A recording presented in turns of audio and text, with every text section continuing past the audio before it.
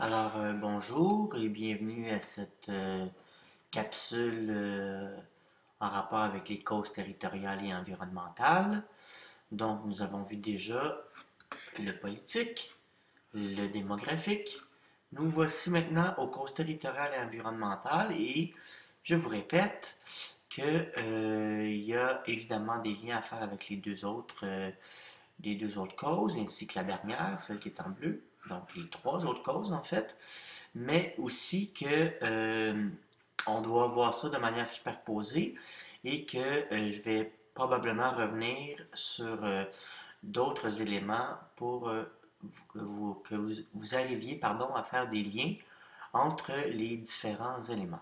Donc, cause territoriale et environnementale, nous avons donc, je reprends, au cas où il y a un délai entre votre écoute de la capsule précédente et celle-ci, que on est rendu dans votre recueil de texte à la page 19. Donc, en haut, on a les causes démographiques et en bas, on a les causes environnementales et territoriales. Donc, c'est soit le recueil de texte à la page 19 ou bien le petit feuillet que j'ai ici, les petites feuilles distribuées en classe. C'est exactement la même chose. Donc, cause territoriale et environnementale, conflit entre éleveurs nomades arabes qui recherchent de l'eau, des pâturages et des terres plus fertiles du sud. Donc, on se rappelle, on l'a vu dans les causes précédentes, que les éleveurs nomades, que le Soudan est séparé en deux, qu'on a une fracture entre le nord et le sud, donc que les éleveurs nomades sont au nord. À travers l'histoire et les recherches de l'eau, des pâturages et des terres plus fertiles qui, selon la nature, en fait, se retrouvent plus au sud. Donc ici, on s'éloigne, ça n'a rien à voir avec les causes politiques, ça n'a rien à voir avec l'impact des humains. En fait, ça a toujours été comme ça. Le désert du Sahara coupe en fait la partie nord du Soudan, donc c'est la partie qui est en haut. Et au sud, on a des terres qui sont plus fertiles. J'explique même pas pourquoi. C'est comme ça, c'est tout. Et les éleveurs ont toujours été des sédentaires, pardon, des nomades, ont toujours été des éleveurs au nord et ont toujours été appelés à voyager sur un territoire qui était très grand pour pouvoir, donc avec leur cheptel, avec leur bétail, pour pouvoir le nourrir et finalement utiliser la peau, le cuir, la viande, etc. Et pendant longtemps, on a échangé ces matériaux-là, si je peux m'exprimer ainsi, le bétail, contre des matières agricoles, contre des fruits, des légumes, du blé, bon, etc., qui étaient en fait cultivés par les paysans sédentaires du Sud, ici les Africains. Donc ça, c'est une dynamique qui a longtemps fonctionné, mais qui maintenant n'est plus du tout fonctionnelle. En fait, je crois l'avoir dit dans la capsule précédente, mais je le répète, si jamais je l'ai pas, je l'ai pas. Si jamais je l'ai dit, je le répète. Si jamais je l'ai pas dit, ben j'en parle. Il y a eu longtemps des échanges donc, entre les nomades et les sédentaires, entre les éleveurs nomades du nord et les paysans sédentaires du sud, qui échangeaient ces matières-là. Et donc cette dynamique est brisée pour plusieurs raisons, mais entre autres, dans l'histoire, quand on lit les documents, la documentation, on sait que l'esclavage, pardon, est entré en ligne de compte parce que pendant de nombreuses années, les Arabes du Nord allaient chercher des esclaves au sud pour en fait se livrer à l'esclavage. Donc on allait chercher carrément des gens au sud pour en faire des esclaves. Donc évidemment, ça a causé beaucoup de problèmes et ça reste marqué dans l'imaginaire des gens, ce qui n'aide pas évidemment au conflit entre le nord et le sud. Éleveurs nomades donc au nord, les Arabes, au sud, paysans sédentaires, protègent leurs champs et leurs biens. Protègent contre quoi? Protègent contre les éleveurs nomades qui vont de plus en plus faire des incursions au sud pour aller chercher des terres qu'ils n'ont plus. Hein? Pourquoi ils n'ont plus de terre? Désert aride. Au nord, on disait tantôt que ce n'est pas la faute des humains. Hein? Le désert est là, mais il y a aussi une chose qui, elle, est un petit peu plus liée au facteur anthropique, donc au facteur humain, l'agrandissement des déserts.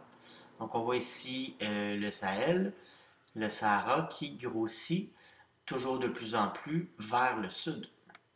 Donc vers le nord, ça cause pas trop de problèmes parce que c'est déjà désertique, mais quand même, les périodes de pluie au nord, dans le désert actuel, sont de moins en moins nombreuses.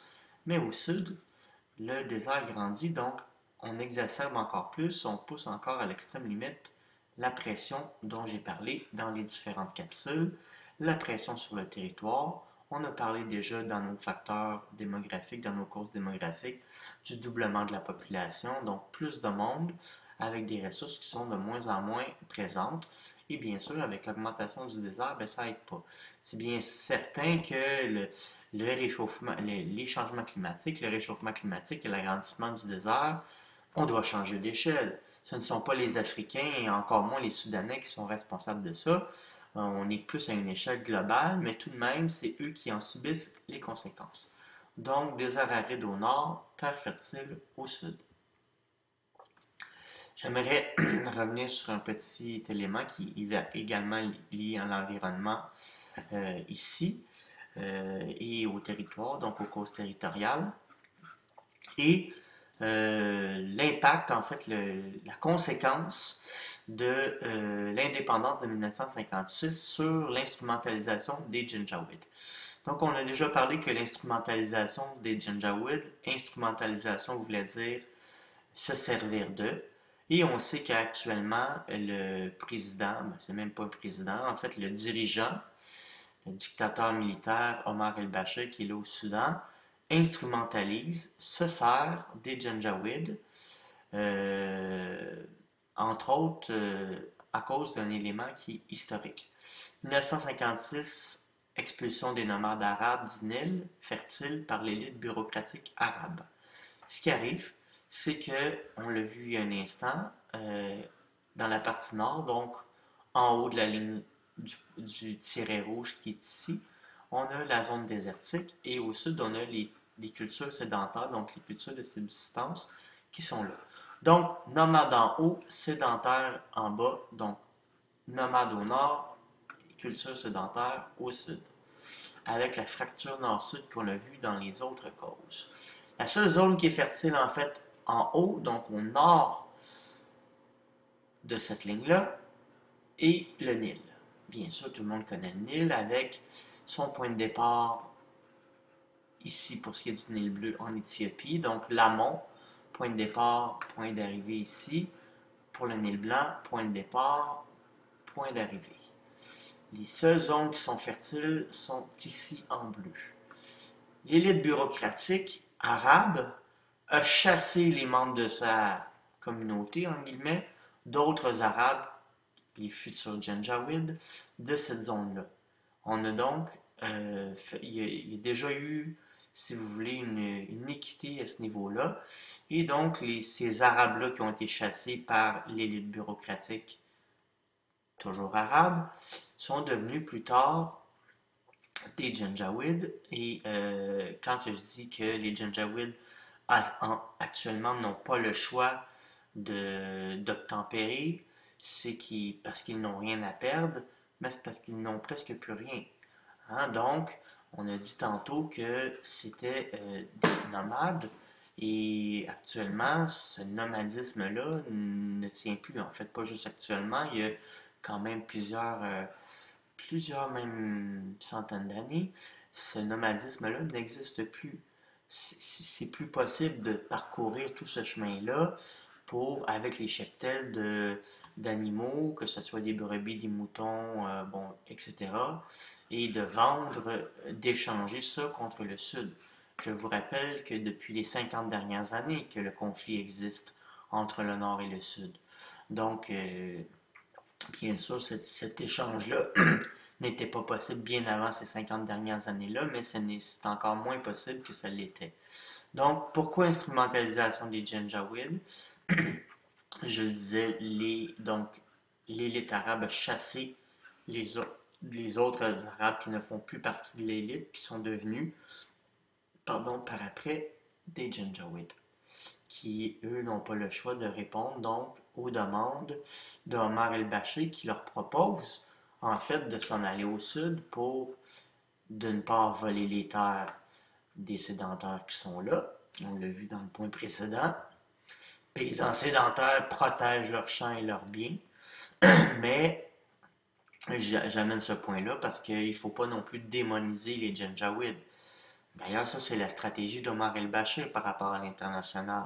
Ce qu'il dit Omar el-Bashir, c'est les Janjaweed sont des cavaliers, c'est lui-même qui l'a dit, sont des cavaliers du diable. Hein? Il ne dit pas qu'il fait affaire avec eux autres. Ça, c'est toujours, toujours caché. Il dit ce sont des cavaliers du diable.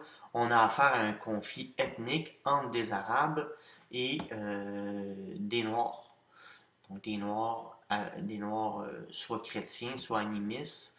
Donc un conflit entre le Nord et le Sud. Le Sud, c'est une façon pour Omar el-Bashir de se laver les mains de ça. Et c'est pour ça qu'on appelle ça de l'instrumentalisation. Donc, il se sert de ces Janjaweed-là pour aller voler des terres au sud puisqu'ils n'en ont pas. Ça fait partie de leur salaire. Mais en même temps, ce qui est en dessous de ça, c'est que pour l'international, l'image qui est projetée, c'est que ce sont les Janjaweed qui font le travail, le sale boulot, si on veut, euh, en sous-main pour Omar el-Bashir. C'est eux qui font le, entre guillemets, ouais, le sale boulot pour Omar el-Bashir, en apeurant, en faisant peur, en empoisonnant les puits, en incendiant des villages au sud. En même temps, ça envoie un message qui est très clair aux provinces du sud qui ont été, je le disais tantôt, depuis les 50 dernières années, en conflit avec le pouvoir central de Khartoum, donc de Omar el-Bashir. Ça leur envoie le message que c'est pas une bonne idée de se révolter contre le pouvoir central.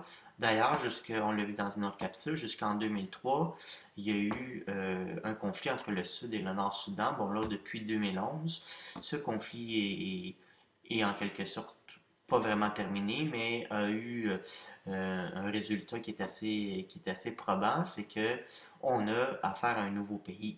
Donc le Sud-Soudan a réussi à être souverain, à être indépendant, et on a maintenant presque quasiment vis-à-vis l'ancienne la frontière nord-sud ancestrale, on a tracé la frontière entre le nord et le Sud-Soudan.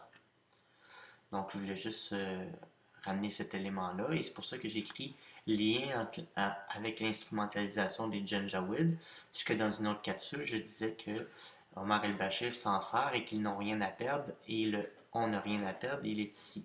Ils n'ont rien à perdre parce qu'on a créé l'élite arabe, chassé d'autres Arabes qui sont devenus plus tard des Janjaweed, de la seule zone fertile qui existait, donc au nord.